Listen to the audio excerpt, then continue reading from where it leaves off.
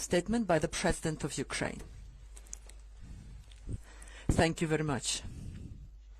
Dear Madam President, dear Ursula, dear ladies and gentlemen, dear journalists, every year on the 9th of May our continent celebrates Europe Day, and it is symbolic that Europe Day follows the Day of Memory and Victory over Nazism in the Second World War.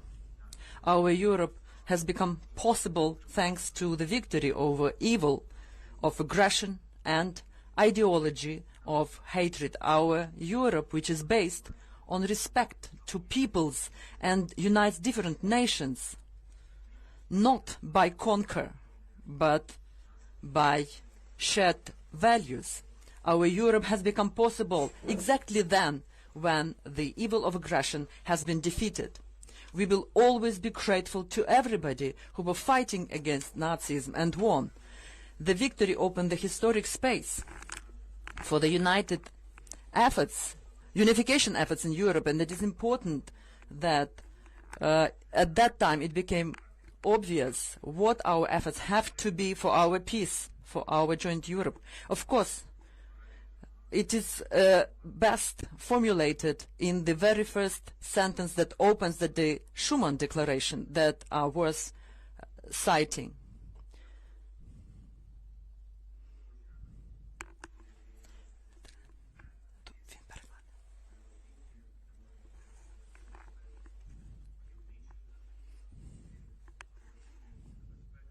World peace cannot be safeguarded without the making of creative efforts proportionate to the dangers which threaten it. Together, now we again are fighting against the evil of aggression and politics of hatred that modern Russia returned to our continent. So we again require victory, and we again come back to the sense of these words of Schuman Declaration. Our efforts for the sake of united Europe, for the sake of security and peace have to be as strong as Russia's aspirations are to destroy our security, our freedom and Europe. We have to act in proportion to the threat, not weaker, in order to overcome, to win over this evil of aggression, so that the new generations of Europeans can celebrate Europe Day in peace, and not to recall that there used to be such a holiday on the continent when there was peace. And I'm grateful to our partners who are acting for the defense of Europe and freedom in proportion, in particular in proportion to the threat. I'm grateful to you, Ursula. I'm grateful to your unwavering aspiration to find strong solutions necessary for Europe. Today we have come together in particular for such strong solutions. First, defense. Second, our unification. Third, solution of the existing contradictions. As to defense, Ukraine daily demonstrates efficiency of our defense against Russian aggression. Every intercepted terrorist missile, every success of our warriors in defeating Russian attacks, these are the proofs that we can win over this aggressor. The main thing is the proportionality of our abilities to the abilities that the aggressor has. And in this context, I have thanked Ursula for the readiness of the European Union to provide Ukraine with badly needed ammunition, 1 billion artillery shells, and we have also discussed the key issues, the speed of the procurement and delivery of this ammunition, because they are needed on the battlefield already now. Also, as to the defense issues, we have touched on the issue of the sanctions against Russia for this aggression, and we count on the 11th package of sanctions to be approved in the near future, and part of it should also be sanctions against the nuclear sector of the terrorist state. Then the strength of this package will be proportional to the level of threat. Second point is our unification. Today we meet here in Kyiv, in this wonderful place, in St. Sophia, which is one of the ancient centers of European culture. Here, in everything, you feel that Ukraine has always been and will always be an integral part of our joint European space. And this, first of all, means the space of our common values, the cultural space that transforms into the relevant political and economic space. It's high time to remove artificial political opacity in the relations between Ukraine and the European Union. It is time for a positive decision to open negotiations on Ukraine's membership in the European Union. Our values, security, prosperity, peace on the continent, all of this can come true 100% for Europe only together with Europe. In this context, we count that in June, a positive interim assessment of the European Commission will be presented on the progress of Ukraine on the way to the European integration. And we do count on this. The third point of our talks today, we have discussed export of our agricultural products. We have a joint consent on the importance of Ukraine's introduction into the global food security of the world. And we have joint examples of success in the food area. In particular, it concerns such programs as our humanitarian initiative, Grain from Ukraine, and our solidarity lanes. And solidarity cannot be less than objective need for it. But unfortunately, we have faced problems in something where we should have shown strong signs of solidarity, in particular proportional to the threats that exist today, tough and even violent. Protectionist measures from our neighbors, they cannot but disappoint, softly speaking. Any restrictions of our export are absolutely unacceptable because they strengthen not everybody in Europe, but also the possibilities of and abilities of aggression.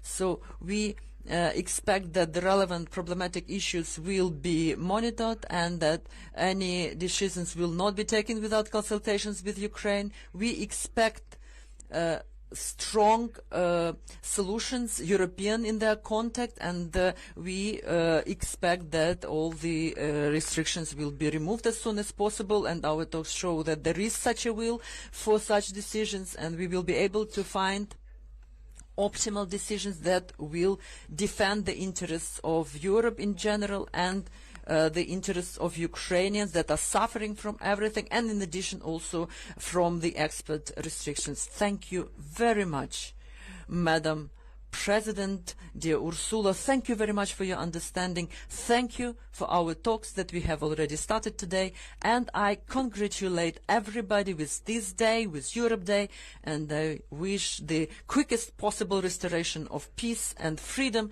for our entire Ukrainian land, for our Ukrainian European land. Glory to Ukraine. Much. Dear President Zelensky, dear Volodymyr, it is an honor and it is a privilege to be here on the 9th of May.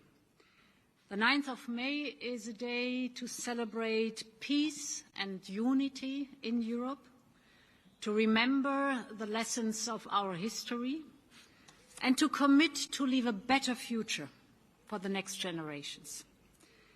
So it is very fitting to be here in Kyiv to commemorate and to celebrate the 9th of May, dear Volodymyr. And let me warmly welcome your decision to make the 9th of May Europe Day in Ukraine also. Kyiv, as the capital of Ukraine, is the beating heart of today's European values.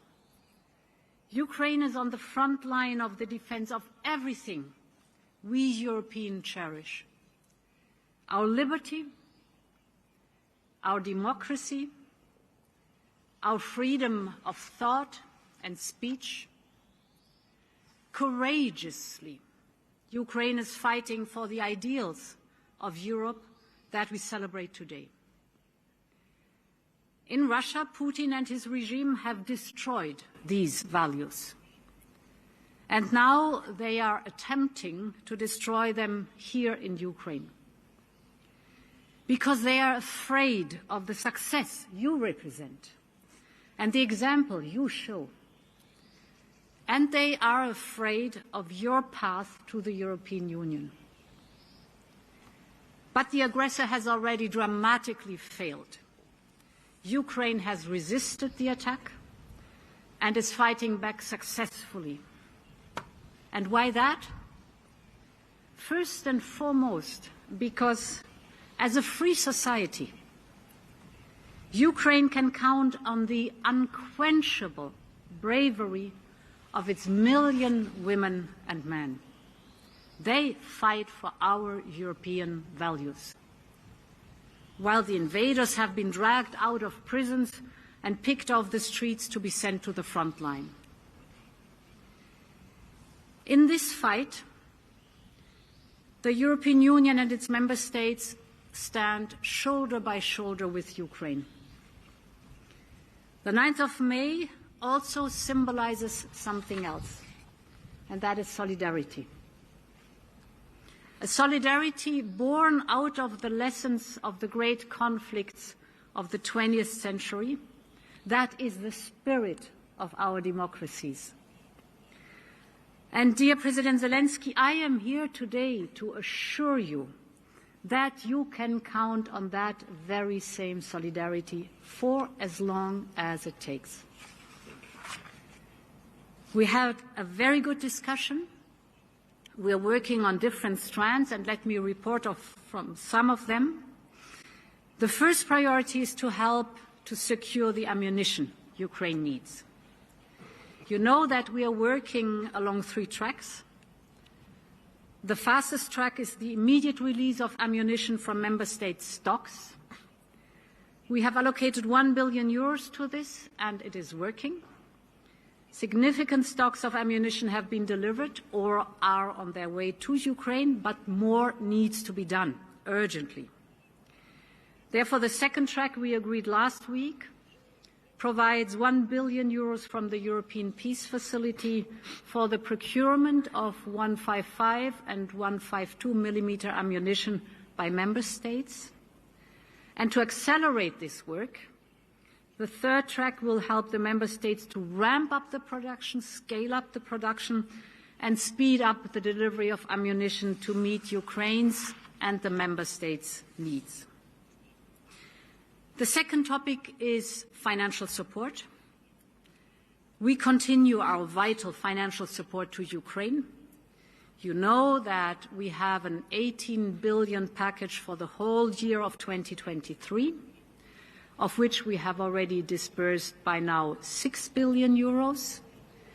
This is contributing significantly to closing Ukraine's budgetary gap.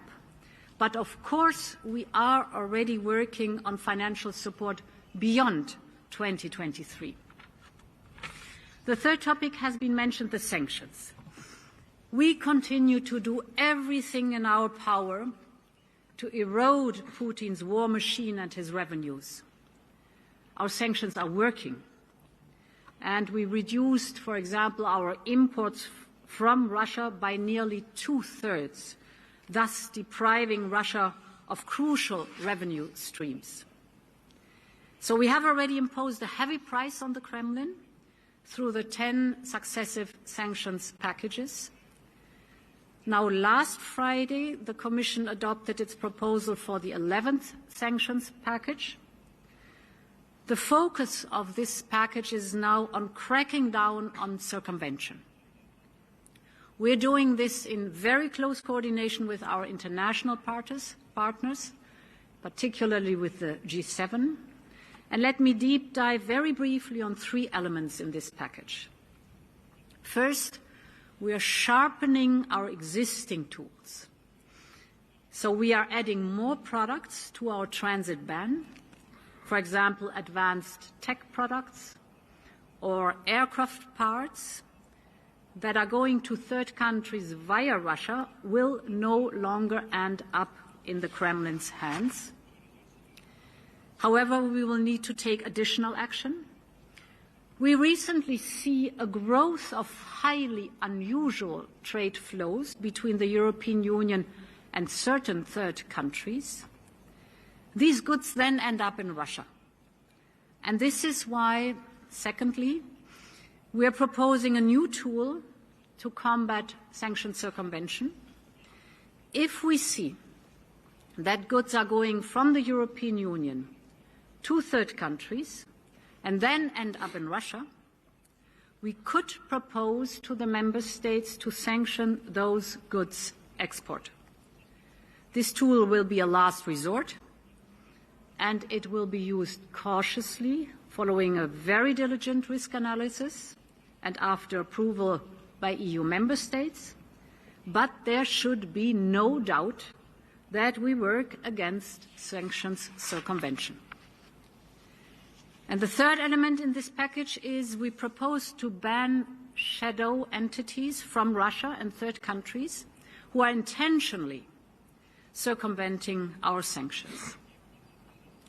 So far on the 11 sanctions package, the fourth work strand we have been discussing is beyond the war. And let me touch upon the future and Ukraine's path towards membership of the European Union.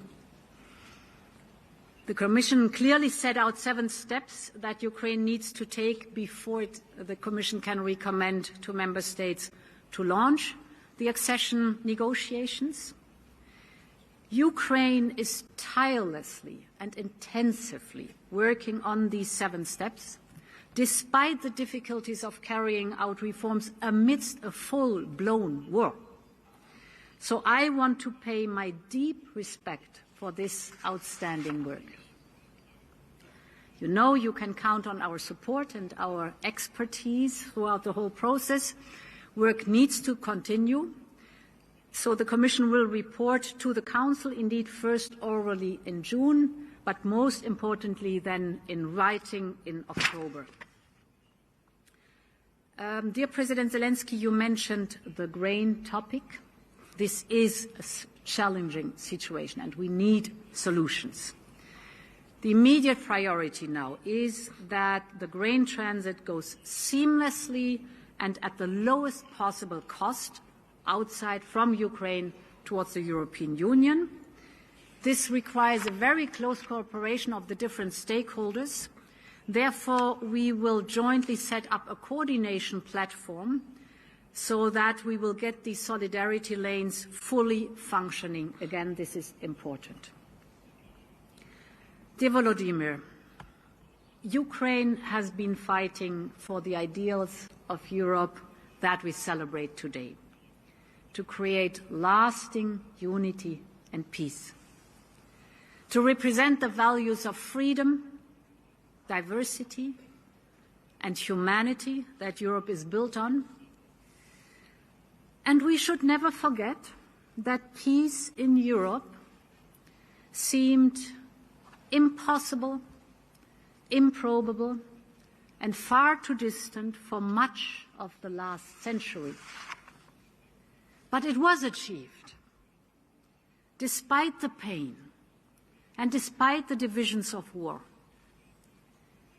As we stand here today in a country senselessly attacked, some might think it is impossible, improbable, or too distant to talk about a free and peaceful Ukraine in the European Union.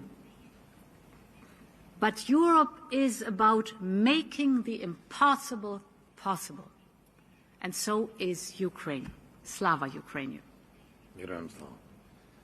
Шановні колеги, журналісти, ваші запитання, будь ласка, лише на 2 у нас.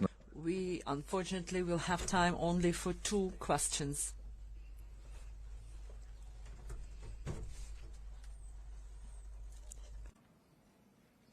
Thank you very much. Madam President of the European Commission, you a bit answered already my question, but I wanted to have your advice on the progress Ukraine made to implement these 7 steps, despite the state of war.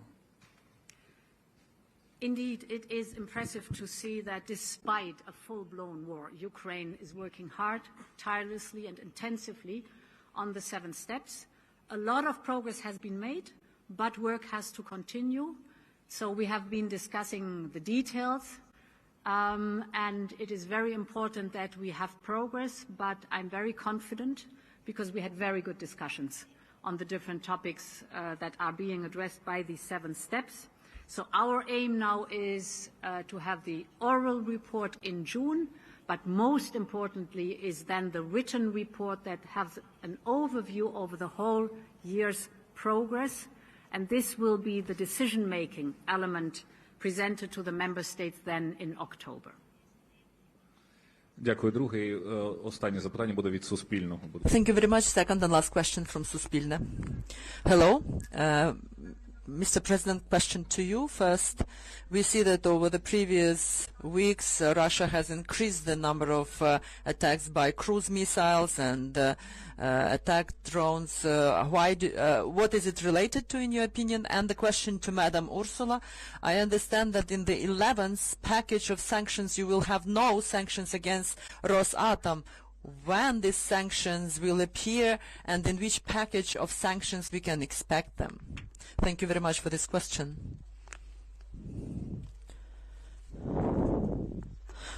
After quite a long pause in terms of the attacks at the Ukrainian land, because we can recall what was happening in October and in winter, there were no less attacks. Then there was a pause in terms of the number of strikes, but they never stopped. But indeed, what we see today, increase of attacks, in my opinion, Russia needs something. The military and political leadership has to present something to their society. They don't have something to present, and we see that there is a support to some radical actions and deaths. They're always happy. They were not able to sell Bakhmut to their society. They were not able to capture Bakhmut. This was the last important military operation that they wanted to complete by the 9th of May. And unfortunately, this city does not exist anymore. Everything is fully destroyed, and Russia loves Donbass so much that it has never been there. So they need some information to present it as victory. They need to conquer something, some city. So they have not managed to do that, and for the 9th of May they have to show that they have destroyed something again, but they have not managed by the 9th of May. Question to the nuclear. We are working very intensively with our member states to diversify away, so to be independent. What that is concerned, this is hard work, but some of the member states are making progress, and you can rely on the fact that we will keep pushing our member states. Дякую за ваші відповіді, шановні колеги. Дякую за запитання. Прес-конференція добігла кінця. Дуже дякуємо. Your questions, thank you, and we are grateful for the answers. This is the end of our press conference.